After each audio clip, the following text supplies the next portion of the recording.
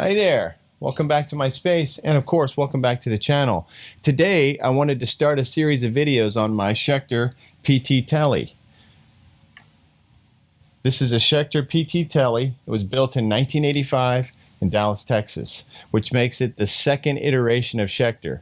The original Schecter company was based in Van Nuys, California, Los Angeles, and then later moved to Dallas, and then from there was bought by an entrepreneur and is now back in California, and we all know about the Schecter that exists now.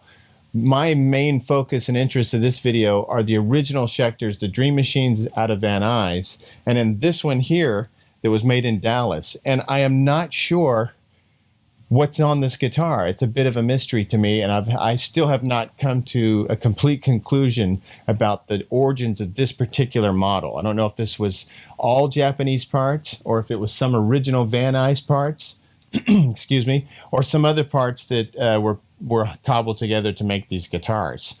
I'm going to take it apart and we'll look at it, we'll play it and listen to it. It's a fantastic instrument. I've been in love with it since I first found it.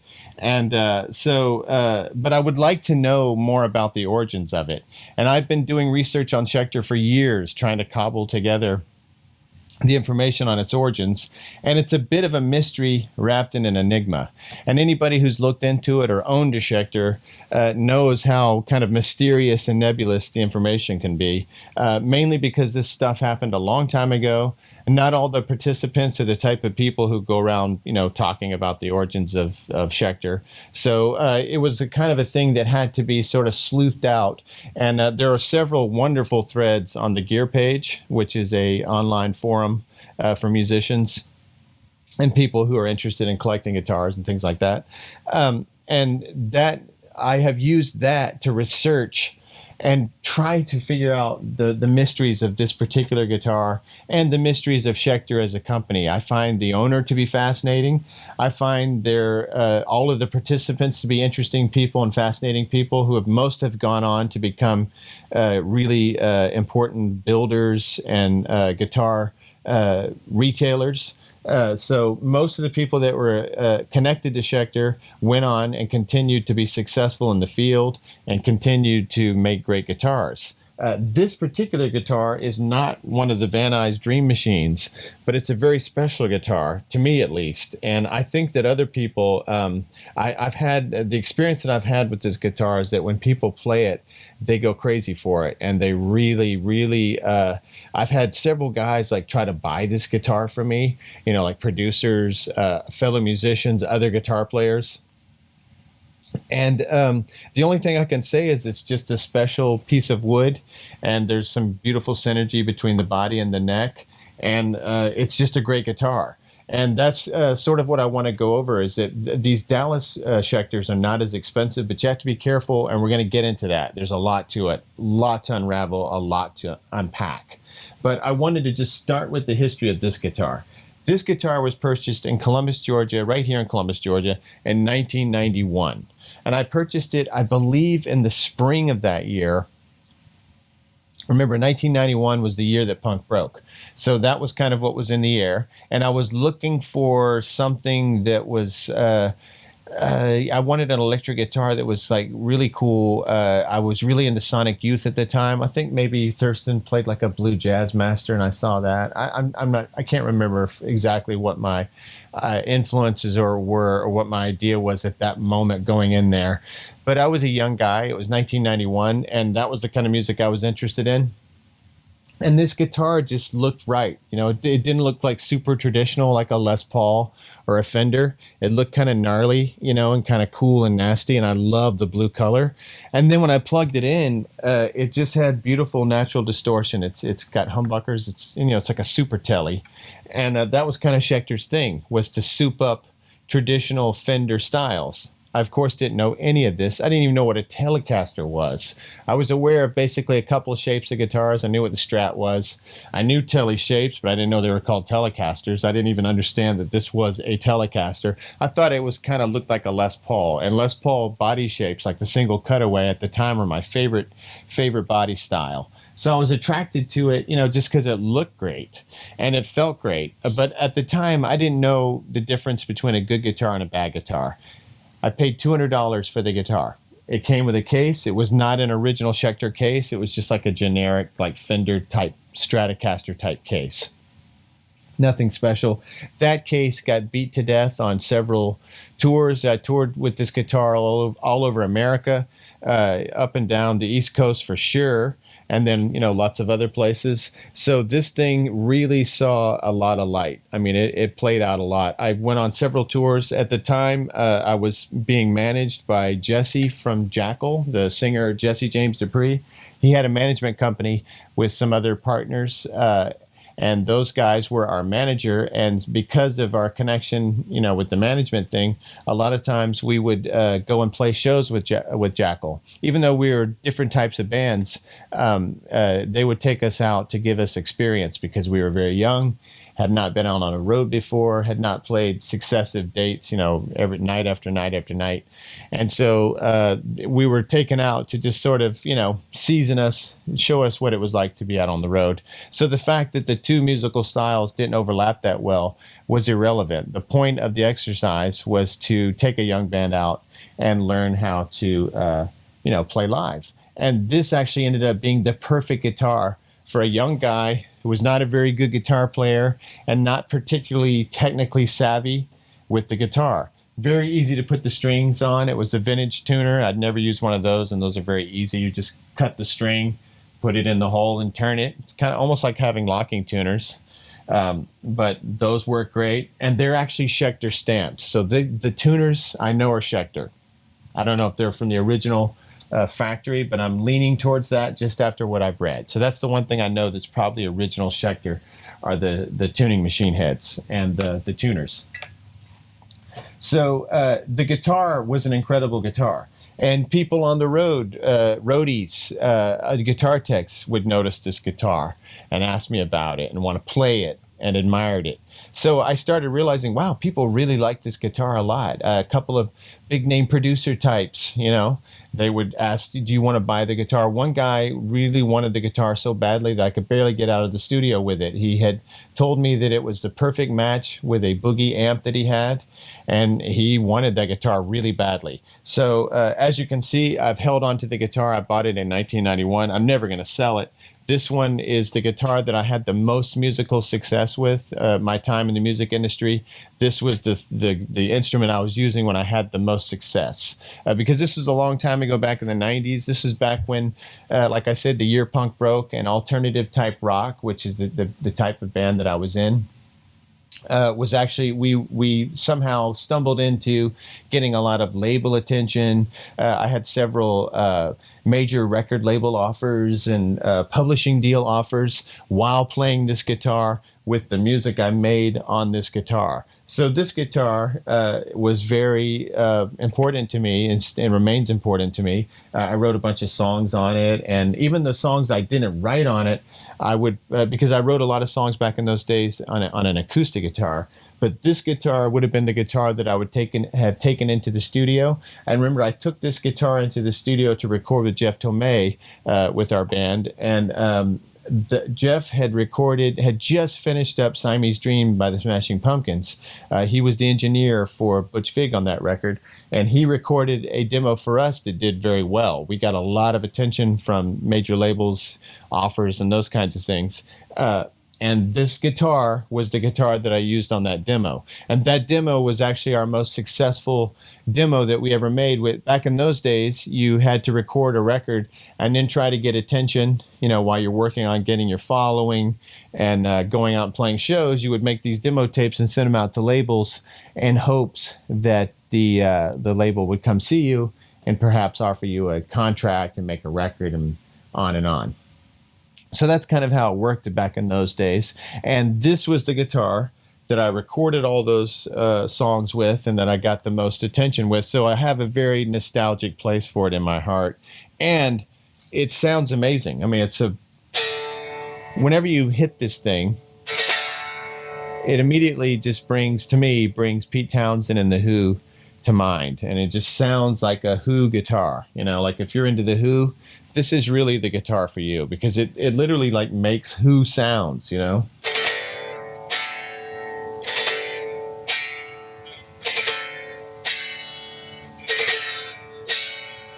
I mean, you could do the whole Tommy thing really well with this thing. So I love it. And it plays great. I would like to know more about it.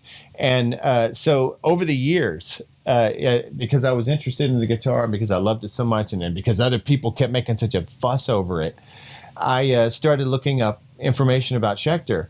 And the last time that I did that a lot was about probably 10 years ago. I got really heavy into it, and I found a forum, and I might have been a vintage Schecter forum that no longer exists because I cannot find that forum. I can't find my posts or anything related to it. But in that thread, I took several photos of the guitar. I took it apart, documented all the parts. I remembered that there was something stamped in the neck pocket.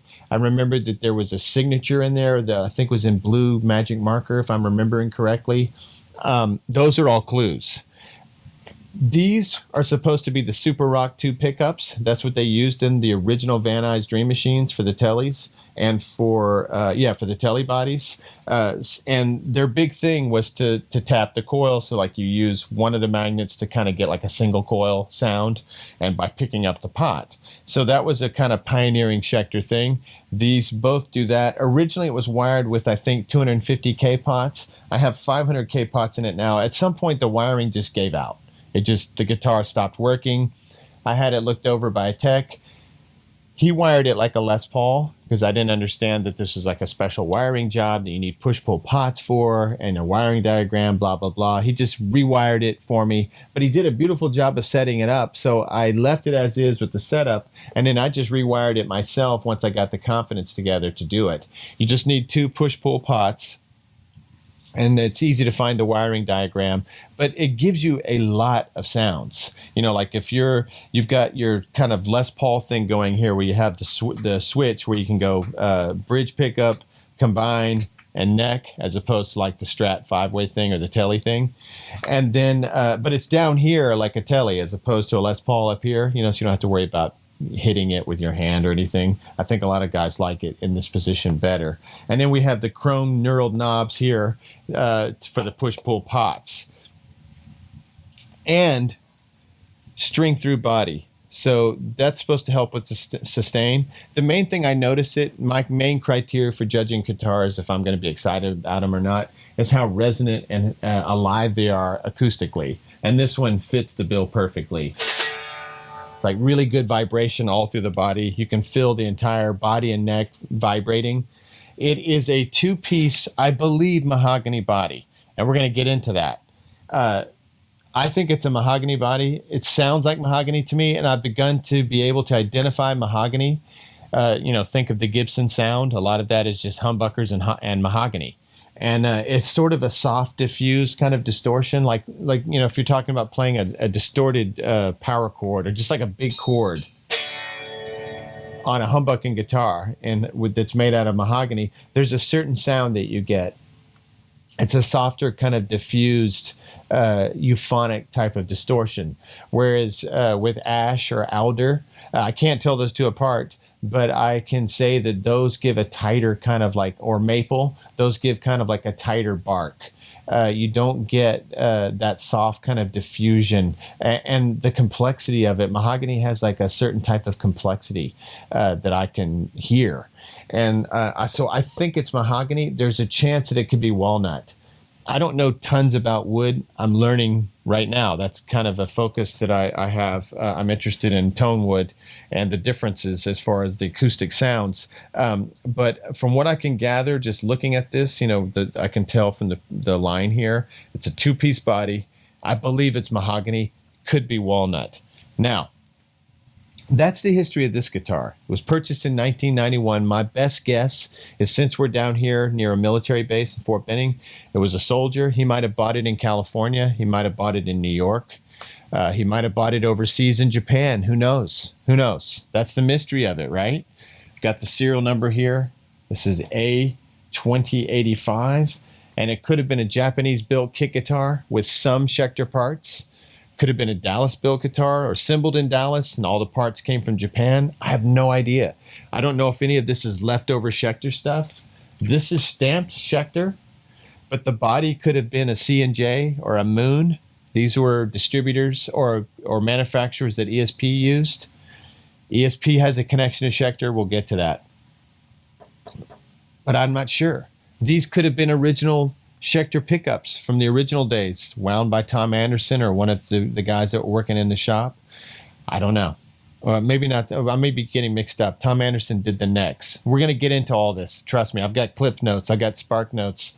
I got everything. I just wanted to introduce this guitar first and just give you a brief overview of what I'm trying to do. We're going to do an entire history of Schecter, at least the Van Nuys and Dallas years, because I'm trying to ascertain the origins of this guitar, the parts on this guitar, and figure out if there's anything that was original Van Nuys or at least, leftover, spillover parts from the old days. It doesn't matter that much to me because the guitar will never be sold.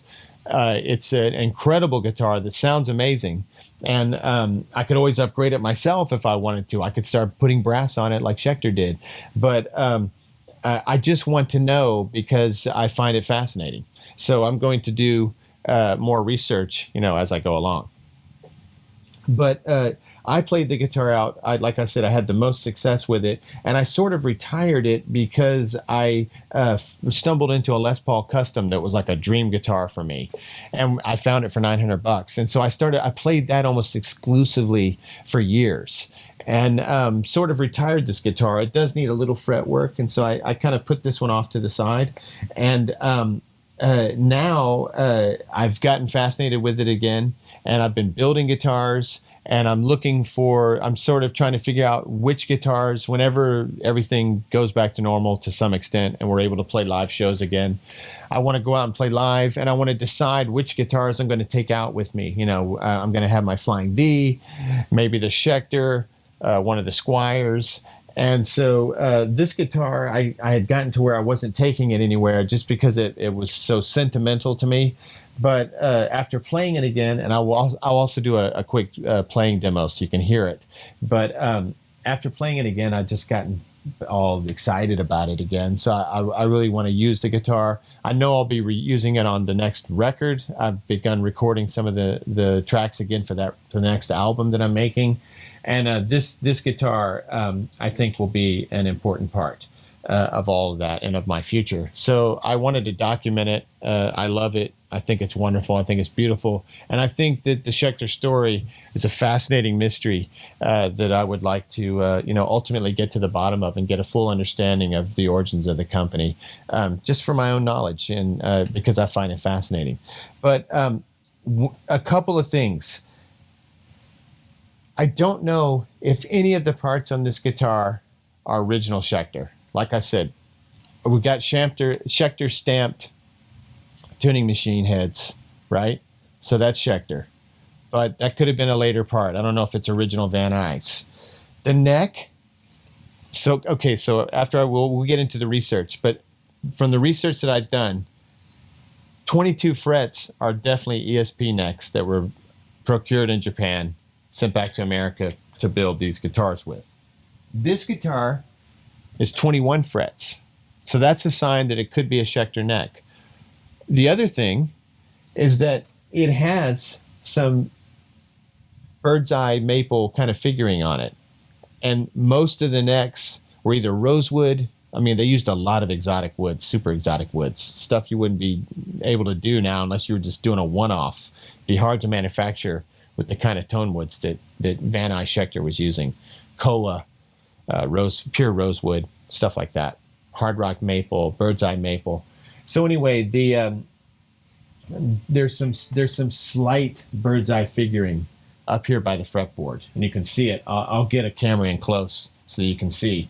It's very subtle, but it's there, and it's 21 frets, but no skunk stripe.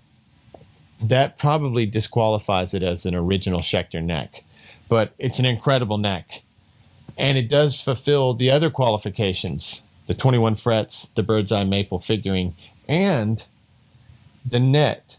The nut is this amber nut, and I've noticed that all the Dream Machines and a lot of the original Schecters and the early Dallas Schecters have these amber nuts.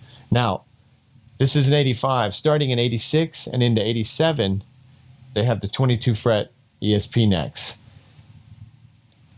As far as hardware goes, this could be the original stamped hardware from Van Nuys. I doubt it, but it could be. And that's the kind of thing I want to find out. I want to find out if the body, if there's any chance that this is one of the leftover bodies, if it's a mahogany, a walnut body, or if it's a C&J body. I seem to remember that it might say C&J in there, but that could have been stamped, after they began to construct the body. They may have just stamped it with their stamp, even though it wasn't one of theirs. I don't know. I have no idea. So we're going to take it apart and take a look. We'll take it apart in part 2. But real quick, I wanted to cut to my Cliff Notes, my Spark Notes here. I don't have internet connection here, but I've got a bunch of websites that I pulled up ahead of time that I wanted to use as notes, so that I could sort of go through this with you. And then I'll document, I'll screen capture some of the stuff that I'm looking at. And then I encourage you to go look at these sites and read about this. It's absolutely fascinating. If you have one of these Schecter guitars, if you're interested in guitar history, if you're interested in buying and procuring a Dallas era one, they're a lot cheaper. You can get a Dallas era guitar for between $700 up to $2,000, depending on what it is. I've seen them up to $2,500-ish, $2,200-ish for ones like this. But, you could probably stumble into one of these for as low as maybe, who knows, $500. I don't know. Cheap for what you're getting. You're getting an incredible guitar most of the time. I can't speak for all of them, but this one is incredible. And I know the Dream Machines are amazing too. The top end on those is about $5,500, which is still not that expensive for what you're getting. I'm telling you. I mean, these will blow away most Fenders. I'm not talking about the ultimate Fenders, but just your average Fender, Schecter's made with much more exotic woods, more expensive parts, and you're getting the history and the years, the 40 years. Those guitars have been sitting around for a while. The woods had time to age, open up. Electronics get interesting, magnets age. We're going to get to that. Okay, so Schecter guitar. I'm walking into a store in 1991. I've never heard of Schecter. I don't even know how to pronounce it for sure. Schecter? What's a Schecter? I basically knew about Fender and Gibson guitars. I never heard of a Schecter. Okay, so let's go to the wiki. So if you just punch in Schecter on your search engine or whatever, your URL, go to the Wikipedia. It says Schecter Guitar Research. That was the name of the original company. Schecter Guitar Research, commonly known as Schecter, is an American manufacturing company founded in 1976 by David Schecter. David Schecter.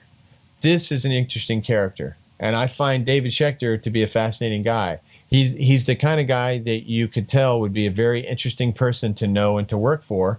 He might not be the most forthcoming person that you'll ever meet. From what I can tell, he's not the kind of guy who goes around doing a lot of talking or grandstanding or trying to get attention drawn to himself. Seems like he was a quiet guy back then, a meticulous type person, a scientific minded type person, a results oriented person.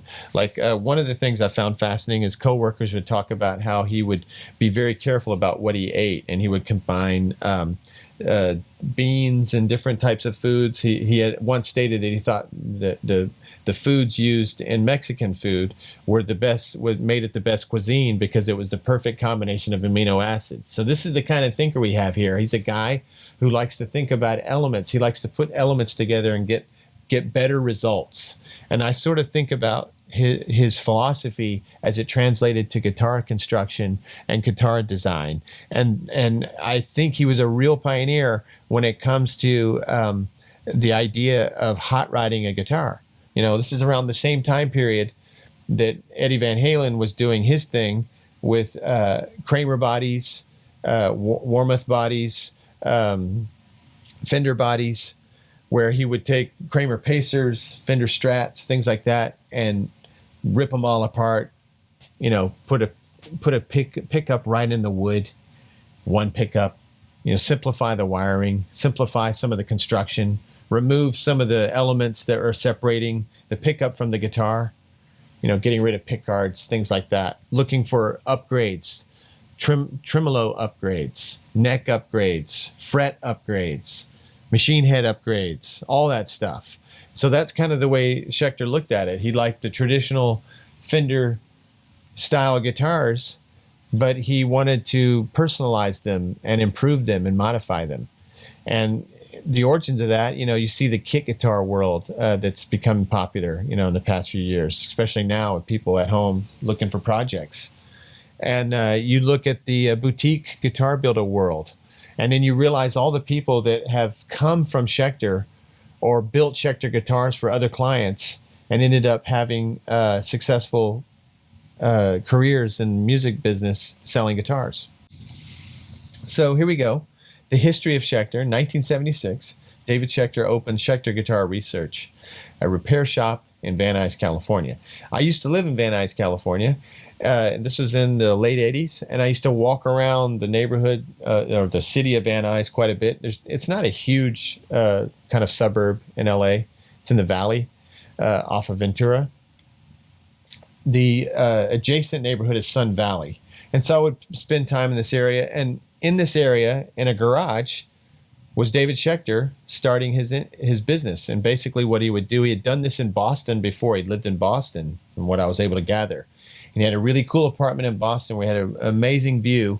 And he would basically build guitars by hand, by day, and then sell them to musicians or just work on them for his own pleasure and enjoyment. He goes to Los Angeles, ends up in Van Nuys, and I probably walked by his workspace because, like I said, I spent a lot of time walking around in Van Nuys in the 80s. I lived in the area. I didn't have a car at the time. I was unemployed. I was a young musician, actor type person walking around in Los Angeles. And I lived in Van Nuys, so I'd spent a lot of time there. And so I probably walked right by his shop. It was another kind of personal connection that I felt to the brand. So in 1979, for the first time ever, David Schecter offers fully assembled electric guitars. And I believe this is, he's in LA now. They're considered of very high quality and expensive and are sold only by 20 retailers across the United States. Now, at a certain point, I think the production got past what David Schecter and the other people involved in Schecter, and we'll get to them in a minute. It got bigger than what they could handle. It's way bigger than what they, were able to keep up with.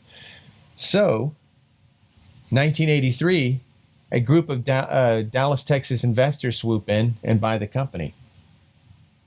So by 1983, Schecter has reached its custom shop production limit and can no longer meet demand. That year, the company was purchased by a group of Texas investors who wanted to build upon Schecter's reputation for quality.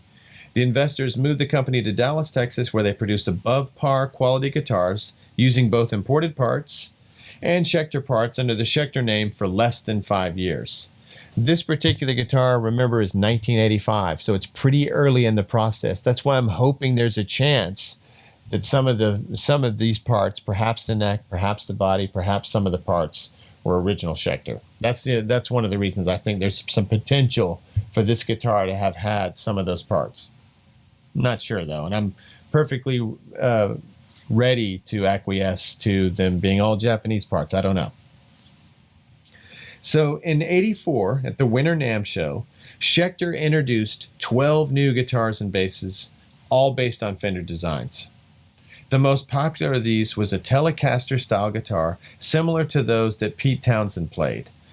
Although Townshend never endorsed this model, it was known unofficially as the Pete Townshend model. Later it would be called the PT model or the Saturn. There's also, and see, mine is not called PT model, obviously, and it's not called the Saturn. I do not believe that Schecter ever had the rights to use Pete Townshend's name officially as an endorser or as an endorsement. So they started calling these Saturns, but this one is not called. I think the 86 and 87 actually had Saturn somewhere on the guitar, not on this one. Okay, so eventually the Telecaster style guitar became known as the Saturn, and the company's Strat style guitar became known as the Mercury. Okay, so this is not a Saturn yet. This is pre-Saturn. Schecter was still using Stratocaster and Telecaster headstocks, which Fender had allowed when they were a parts company. So it appears that this lawsuit may have essentially led to their closing in late 86 to early 87. So there's a chance that the Dallas investors might not have understood that these classic shapes were not going to be you wouldn't be able to just continue using these. So it sounds like Fender might have come after them, and it doesn't sound like things were going well.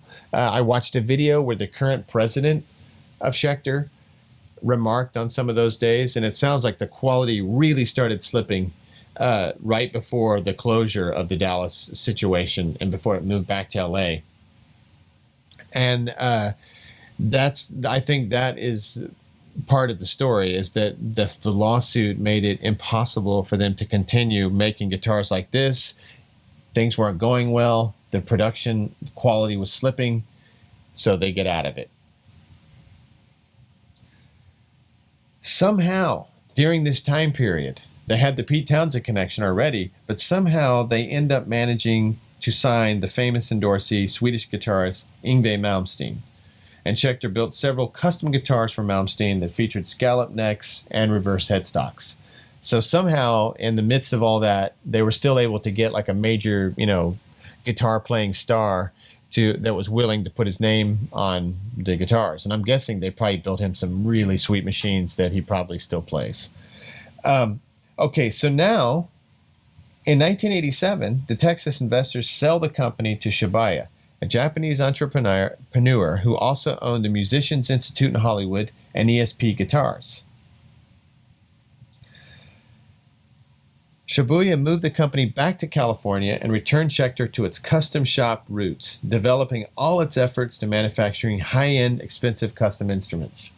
So I don't know much about the PTs that were built in the later 80s or in the 90s or in the early 2000s by Schecter themselves. I don't know much about the quality of those. I've never played one. They look really good, and I'm guessing that they're good. And I would assume that they're pretty darn good, and you get some real amazing ones. I'm not talking about the ones that are shaped like metal guitars, but the PT, and they have one called the Fastback. I've never played those, but they look like really good guitars. The new president, and this is fascinating also, because during this time period, around the year 2000, I bought my Fender Deluxe amp on the Sunset Strip at a amp store that was closing its doors. As I left that store, I put the $700 Fender Deluxe guitar amp in my car and drove across the Sunset Strip to the other side of the street, because I had seen a guitar shop that said Schecter in the window. And I had not seen any evidence of Schecter in years. I hadn't noticed them in the market. I had been out of the music business for a minute. I stopped playing professionally around 1996, 97, and didn't play again until the year 2000. So for like 2 or 3 years, I wasn't playing music. I was working on films, and I was in California. And I ended up seeing this guitar shop. It said Schecter. And I had not seen any Schecter guitars in a long time being sold, in a store. So I was like, oh, wow, I want to go see, what Schecter guitars look like. And so I went in and looked at the guitars, and I was kind of surprised because they were, the metal type of shape, all of the Diamond series, and the Hellcat, I think, was one of the guitars. So anyway, I was a little taken aback because I was not mentally prepared to see those types of guitars. It wasn't what I had known of Schecter. So I was, a little taken aback and didn't particularly like them that much. It wasn't my kind of guitar. I like some of those guitars, but it just wasn't, I guess I'm more of a traditionalist when it comes to guitars, and I like the Fender Strat and Tele look and the Les Paul single cutaway look. And so I'm sort of, maybe my age and maybe the time period that I came up, I do like some exotic looking guitars, but I typically like more traditional shapes. So I wasn't very attracted to the guitars, but I was very happy that the name had continued. And the more I've looked into it, the more I'm impressed with Michael Saravallo, the president of Schecter Guitar Research. And the way he kind of comes into the Schecter story is he's working at a store in California that's selling Schecter guitars, and he's basically working for Shibuya, the president, but he's a musician. Saravallo is a musician, so he's not necessarily looking to run a company, but because of his experience and because he's a together guy, he ends up becoming president. I mean, this is crazy. It's kind of insane. It'd be like being a rock and roller who has a day gig and becomes president of a major guitar company. And whenever you see him, any interviews, and I've watched some several videos on YouTube, you can tell he's a very together person. And I think he is responsible, and the team he assembled are responsible for making Schecter, be such a major company that's had so much success. It's kind of crazy, and it has nothing to do with the original company or with David Schecter. So it's a fascinating story, and so many of the people involved, are pretty incredible people. So that's the modern Schecter is sort of a combination of the 2000s kind of LA metal, alt metal kind of look. I remember going to the Viper Room around the same time, and I saw a couple of metal bands that are well known. I'm forgetting their names at the moment. Avenged Sevenfold, I think, was one of them. And I believe that I remember seeing those same Schecter guitars that I'd seen in the store. And I put it all together. I was like, okay, Schecter is doing like this metal thing, this alternative metal thing, which makes perfect sense, because of the time period that they were selling guitars in, and because of, I think, Michael's personal taste. So I found all that interesting, and I was proud to know for the company and for the people involved that they had managed to keep the name together and have so much success. Even if the guitars weren't my cup of tea, at least the metal style ones, I was glad to see that they were doing so well. And now currently it looks like he has kind of split the difference. He does, his taste, the kind of stuff that he's into, which is the more metal look. And then he's got the traditional style as well. And I'm sure that those sell well. I don't know. I don't know anything about them because I haven't owned a modern Schecter guitar. But I'm just happy to know that the company's done so well. So that's the modern story of Schecter. Now, the origins of Schecter are I find absolutely fascinating. And I stumbled into it on this forum, which is called The Gear Page. And man, there's this guy on here. His name's Brad Hodges. He worked for Schecter in 78, 79, 2-3 years, late 70s, up to 80, I believe. And he has basically laid out the Schecter history. Now, there's several people involved. And this company, Foxy Guitars, I don't know who's involved, but I noticed when I was looking at the Gear Page, I'm reading the history of Schecter and fascinated.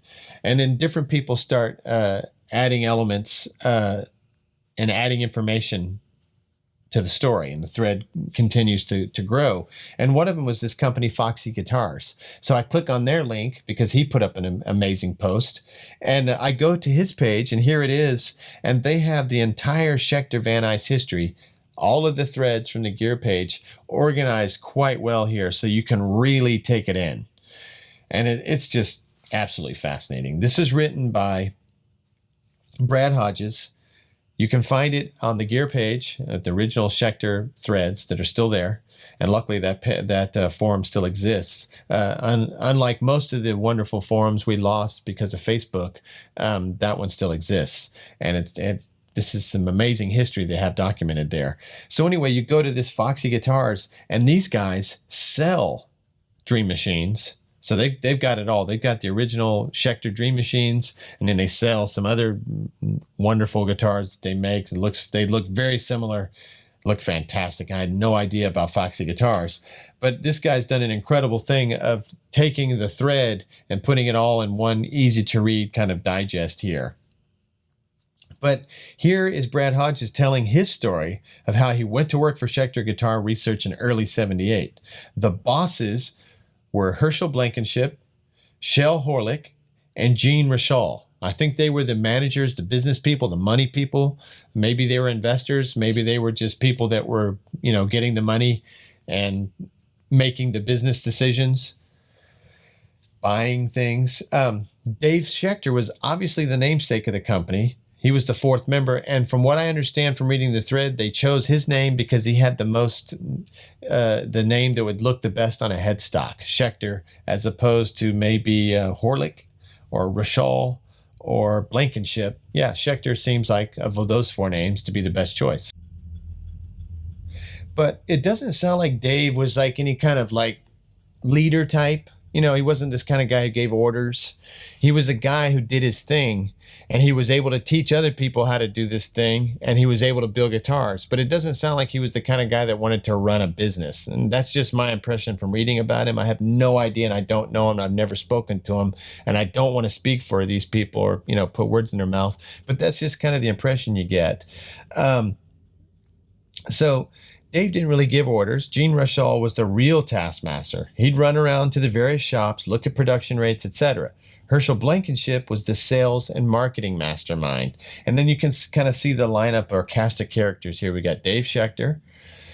He looks like a Dave Schecter. We got Herschel Blankenship, Shell Horlick, and Gene Rushall. Now, Dave actually lived in his own shop next to all the other Schecter Van Nuys shops. Here is a satellite view of the area. So here's this photo. Like I said, I lived in Van Nuys in the 80s, but it was a little bit after this. And in another post that I read, somebody said something about there being a factory near Sepulveda, this is Van Nuys is in another part of town.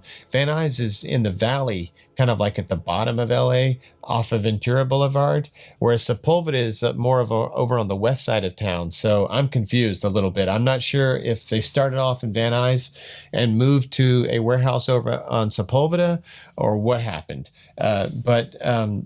You know, it's more confusion, but this guy worked there, so I think he knows. So he's got a satellite view of the area with the Schecter occupied buildings outlined in red. So you have a warehouse, sales, administration offices, and then you have a production shop, Dave's shop. Left to right, it says wood, metal, electronics, Dave's shop, guitar assembly shop. So there is where Schecter was. This is amazing. Okay, then Dave's shop was a nice machine shop, drill press, Bridgeport mill, a lathe. He made all the jigs, dies, machines, whatever was necessary to build his replacement parts. He had a small little bedroom and kitchen cordoned off with blankets. It was pretty cozy. I would have loved a home like that. So he literally was like, he was one of these kind of guys who lived and breathed it. It's fascinating, I'm telling you. So this is Brad talking, Brad Hodges. He started by putting together and soldering the assemblies. The only job qualification I had was that I could solder. In reality, I got the job via connections. My friend Chris Woolley, California-based wedding singer now, was managing the electronics shop and hired me on.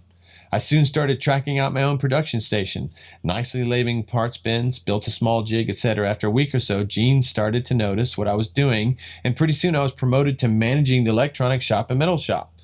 Chris became the purchasing agent. He spent years driving to pick up and drop off parts and supplies to keep Schecter running. In addition to managing the production of everything except wood, I was chosen to assist Dave with new projects. I helped him build 2 new improved coil winding machines, and I helped him build out new shop space as we grew. Dave and I built out what was the first custom guitar shop.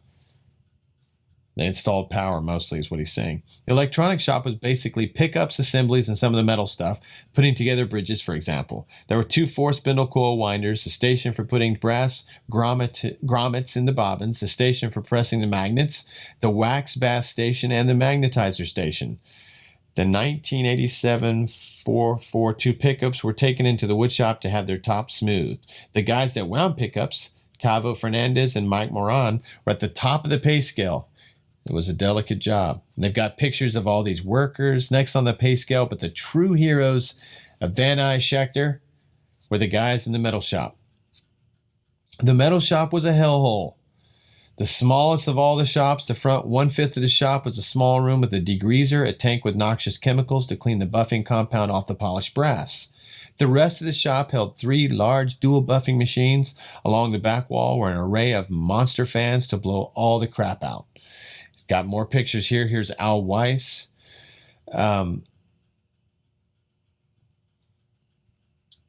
when he arrives at Schecter, Everything's already up and running as a replacement parts factory.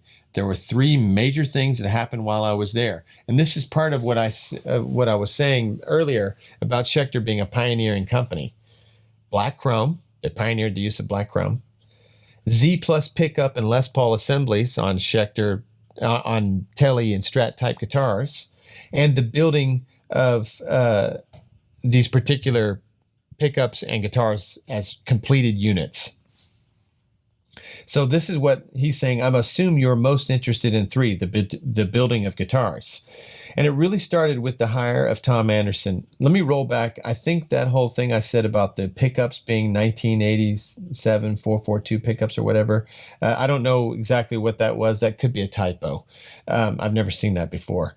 These are called Super Rock 2. They may have had some sort of numbers, internal production numbers. I'm not sure. So apparently it sounds like Schecter being a guitar company and not a parts company, but an actual guitar company that built completed units begins when Tom Anderson shows up. It started with the hire of Tom Anderson. Before Tom, the wood shop was run by Larry Ludowitz. Last I saw him, he flew a private jet for Roy Disney. Larry may have played a bit of guitar, but he didn't know a lot about guitars. He was just very good with a router and manhandling wood to cut out bodies and necks. Bodies were easy compared to necks when it came to the work done after the basic blank was cut. Necks were always in short supply. Tom was clearly really into wood and guitars, and Larry was into fun and rowdiness and competing with the metal shop, me, over air compressor capacity. Tom sort of took over the wood shop, but in a non-aggressive, quality control kind of way. Larry still was on the hook for actual production numbers. Tom became responsible for the early quality of Van Nuys, Schecter, bodies, and necks. So apparently Tom Anderson has a real magic touch with necks too. He's known for shaping necks, and people would seek out his necks because they had a special feel. Now, I'm not sure the motivation for the first factory assembled guitars. I think on the one hand, it was an obvious thing to do, but the short-term motivation was probably to photograph them for inclusion in the 1979 catalog as a way to show what you could do with Schecter parts. Because remember, Schecter at this point is still essentially a glorified parts company, kit guitar company. So you could pick out the body, the pickups, the neck, the machine heads, whatever you wanted, the electronics, have it sent to you, and you could assemble it yourself.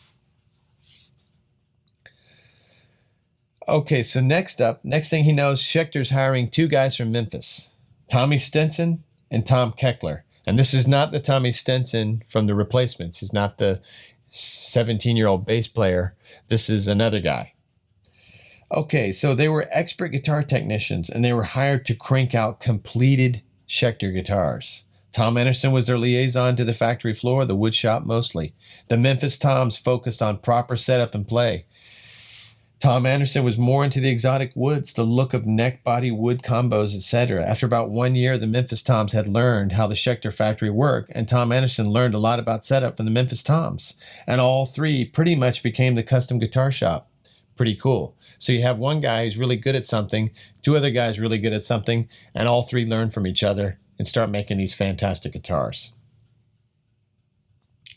Tom still had a parts production responsibilities, but spent a lot of time dealing with the other two Toms building the guitars.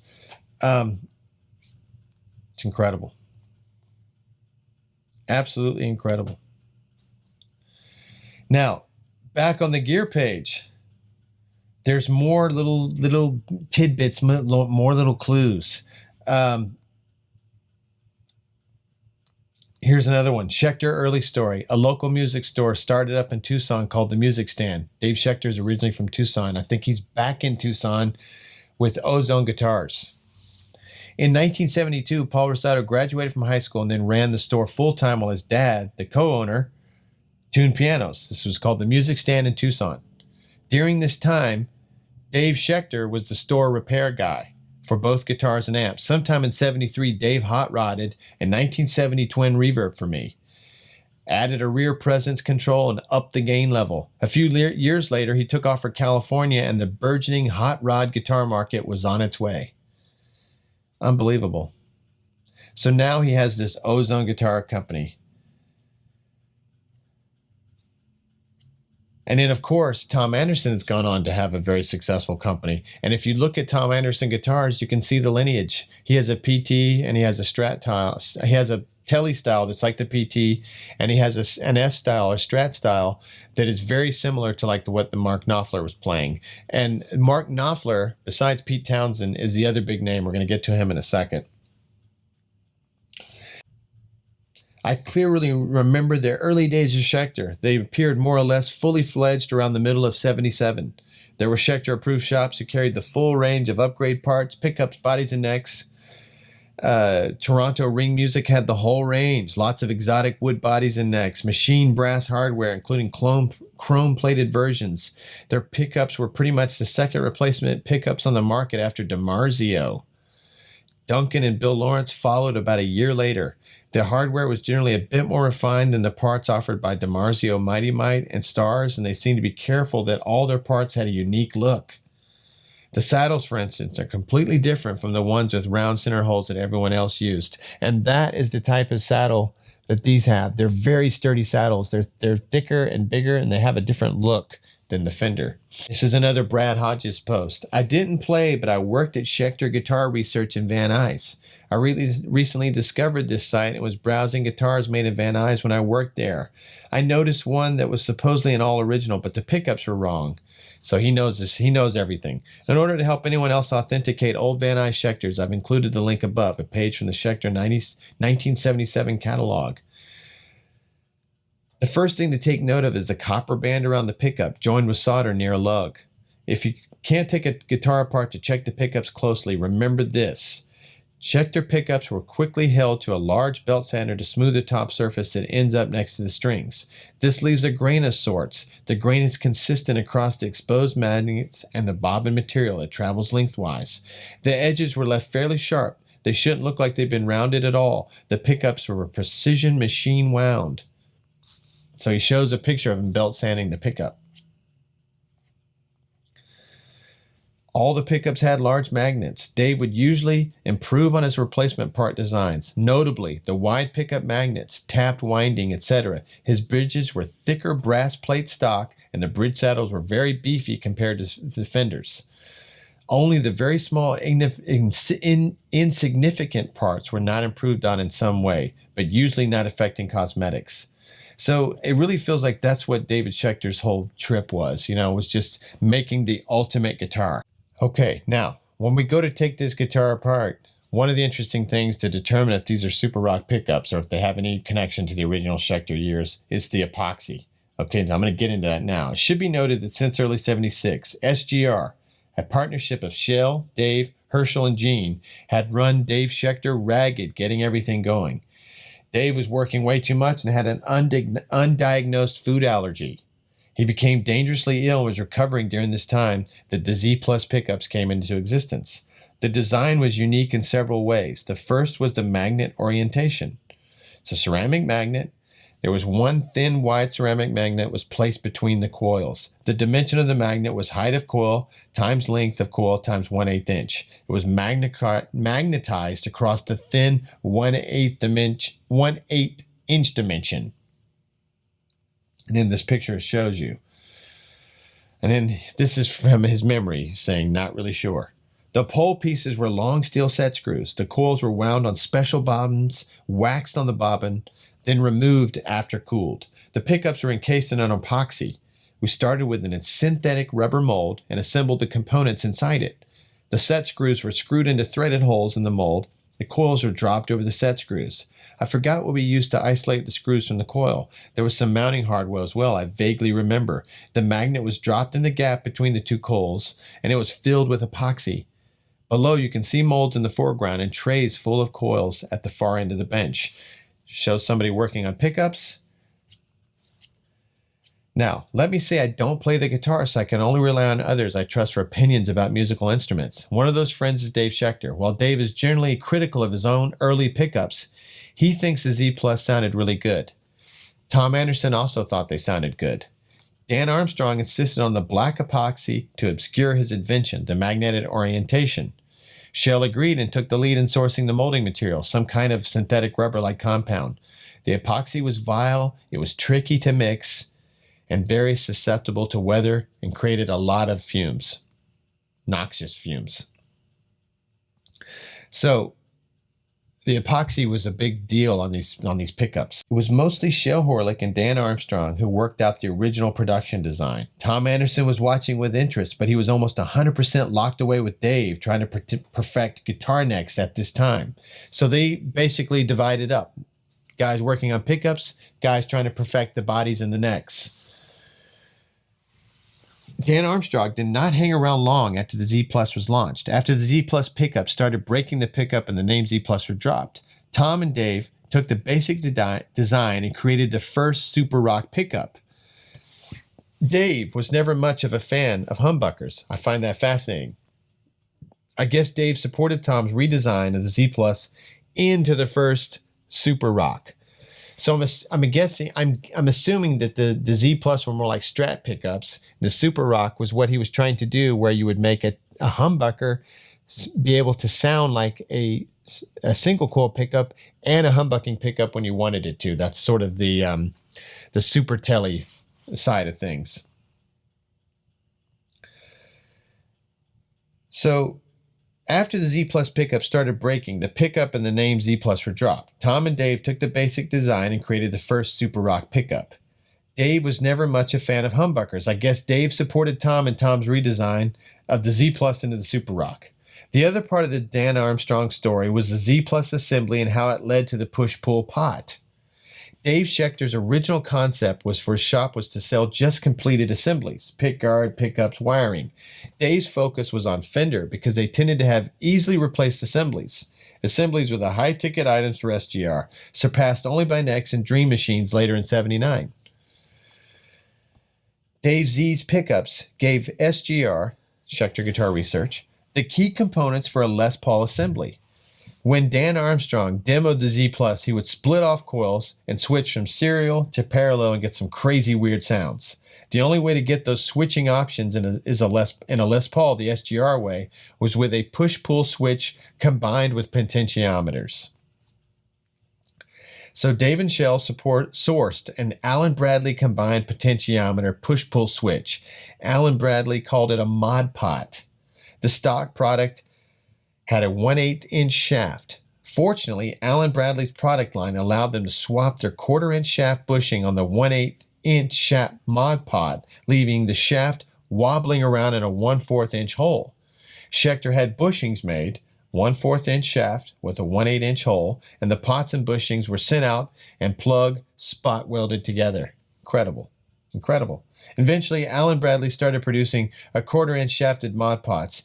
If you've ever find an old Schecter Allen Bradley mod pot and you notice a spot weld at the top of the shaft, it's super rare. The Z Plus had one other effect for the true collector enthusiasts. Originally, Dave sourced these beautiful blue Born pots for his assemblies. While SGR was formed, they stuck with Borns. When SGR needed Allen Bradley to do a special production run to make a weird mod pot that wouldn't work as shipped, they had extracted some additional commitments to purchase more Allen Bradley pots. So SGR had to switch to regular Allen Bradley pots in order to procure the special mod pots.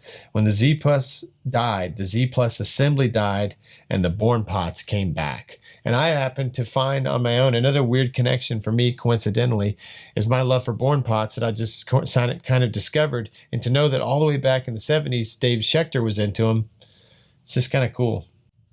Okay, now, another little clue. Listen to this. Circa 1984. This is from Foxy Guitars. This is also on the gear page. Circa 1984, remember mine's in 85, Schecter started assembling guitars on-site in Japan for the Japanese market.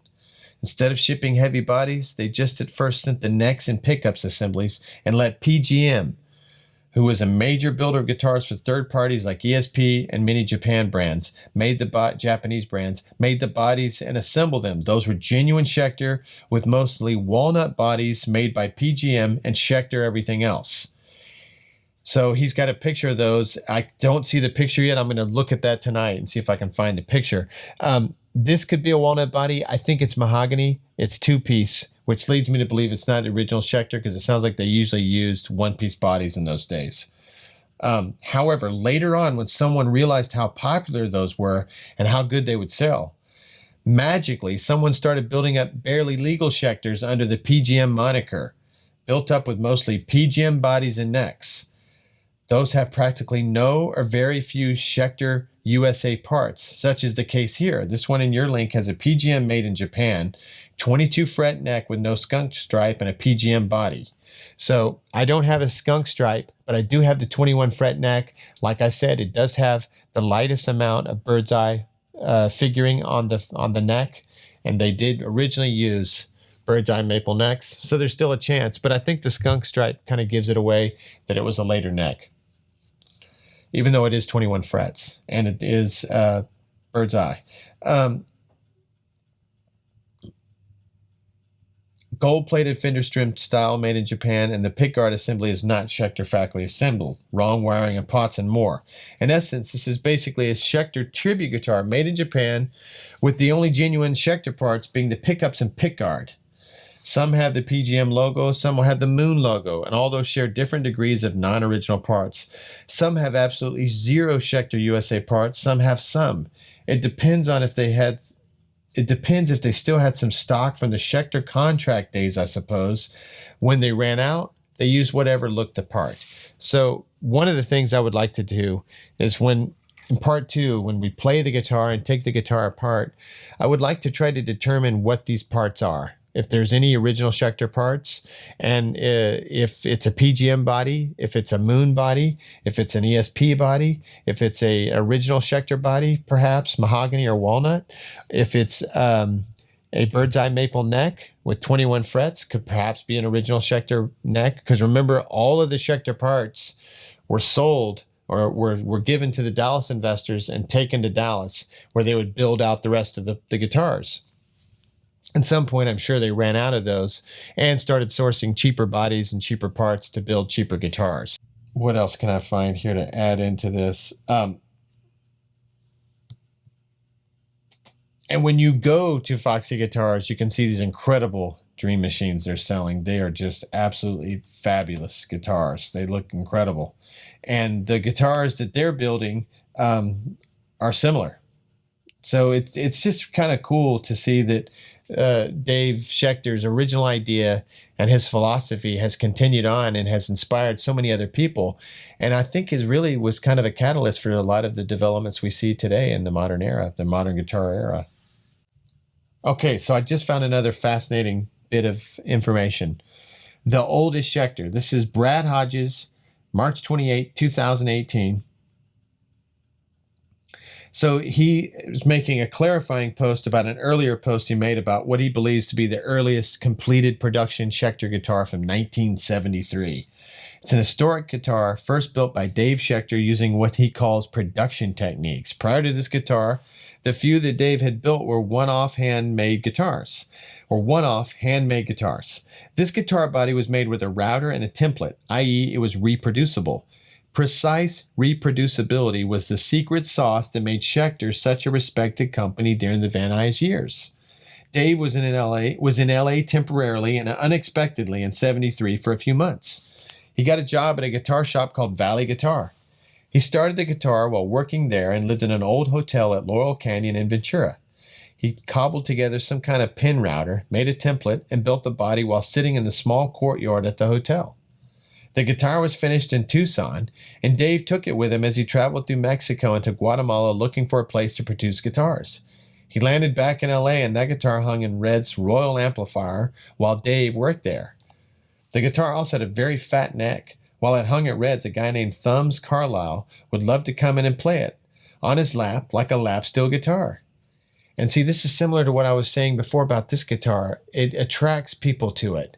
People want to play it, and then once they play it, they want to buy it. It's the craziest thing. It's the only guitar I have that's ever been like that.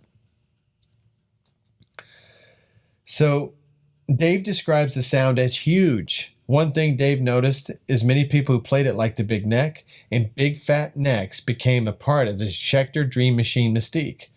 It was actually Dave's personal guitar, and by far the guitar he kept the longest, 5 years. It was modified during that time. It started out with humbuckers, then Dave made those giant bar magnet pickups with 4 taps. The guitar ended up in Van Nuys, and Tom Anderson bought it soon after he started working for the newly formed Schecter Guitar Research, When Tom paid $300, Dave assumed he'd have to build a proper pick guard. Tom had the foresight to have him just leave it. Man, pretty great. Pretty great. So, I know this is a long video, and this is only going to be of interest to people like me who are obsessive about guitars, and particularly a Schecter guitar. But tomorrow, we'll do a little playing demo. I'll plug it into my Marshall 18-watt, and I'll let you hear what it sounds like, because I think it's an amazing sounding guitar. Hopefully it'll record well, and you'll be able to see that. And then I'm going to take it apart, and we'll try to figure it out. We'll sleuth it out and see if we can figure out exactly where the parts came from. If they're Moon, if they're PGM, if they're original Schecter, if it's a combination of all three, if it's ESP. I am leaning towards thinking that it might be some PGM Moon stuff, but that there is some original Schecter. I kind of think this neck might have been an original Schecter neck. The body is probably not, but I do believe the body is mahogany. And if you look at Giffen guitars, because the history of the Schecter thing, one of the big parts of it is Pete Townshend. And Pete Townshend wanted this guitar. The reason he fell in love with it, he stumbled into the Schecter at a shop called Manny's. And Manny's was building Schecters, putting them together along with another shop called Rudy's. And these were very, popular stores in New York City that people buy guitars from to this day. And they would take these assembled Schecter kit guitars, and Pete Townshend played one of them. He played the Tele and loved it and bought both of them. They had two of them in the store. He bought both of them and wanted to buy some more. And this is kind of what kicked Schecter off, got them, some national or international recognition, because a guy as popular and as well known as Pete Townshend playing your guitar, that can kind of, put you on the map. The other main player of Schecter that's fascinating to learn about, because he had some really amazing guitars, was Mark Knopfler. And during the Brothers in Arms era, the making movies era, that early to mid 80s era, I think Schecter guitars are a big player, both live. There's a live concert that's very popular where he plays one of his Dream Machine Schecters. I believe it's a red Schecter. And there's a lot of recordings that people know that he used those guitars on. So we have Mark Knopfler and Pete Townshend for the original Schecter era. And a lot of the Schecters that Pete Townshend played, because he had a ton of them, a couple of hundred of them eventually. And a lot of those were Schecter parts, but built by a guy named Giffen Guitars. I think his name was Peter Giffen. Could be wrong. Let me look that up. But Giffen Guitars still exists to this day. Another company with very similar pedigree, and when you look at the guitars that they are building now, they look very similar. You can see the lineage, which I continue to find all of this fascinating. Yeah, Giffen Guitars. They look very similar to me. The Tom Anderson and Giffen guitars both seemed like they've really carried on, the Schecter thing. And then if you go and look at Schecter's site, Ozone guitars, those obviously are very similar. But many of the guitars that Pete Townshend played were built by Giffen. So they were Schecter parts that were sent from California, and then he would assemble them, or he would build a guitar for him and use some of the Schecter parts, and some of the Schecter guitars that Pete Townshend obviously played were destroyed because Pete Townshend was going to art school, and he got interested in a form of deconstructionism. I forgot the name of it, but the idea of it was, and it was a anti-commercialism, anti-consumerist type of stance, where the artist would create a piece of work and then smash it. So that's kind of the origin of Pete and his smashing of SGs and Teles. And I believe he smashed up a few Schecters, but by the time he got to the Schecter guitar, he was less of a smasher. And you can really see these Schecters showcased beautifully in the 1980 video by The Who for Eminence Front. Roger has a Schecter that's very similar to this one, but instead of a rosewood fretboard, it's a maple fretboard. And Pete has one as well. They're almost identical. I think one of them may be this blue color and the other one is black. But that's in the Eminence Front video. And the sad thing is that, only a few years later, they were being sold, and that sort of kind of the thing that they had going ended pretty quickly, the Pete Townsend thing and that style of guitar. But Schecter's gone on to be at a massively successful company. The president, by everything that I'm able to gather, is very competent and has run the company quite well. And they are making these type of traditional shapes again.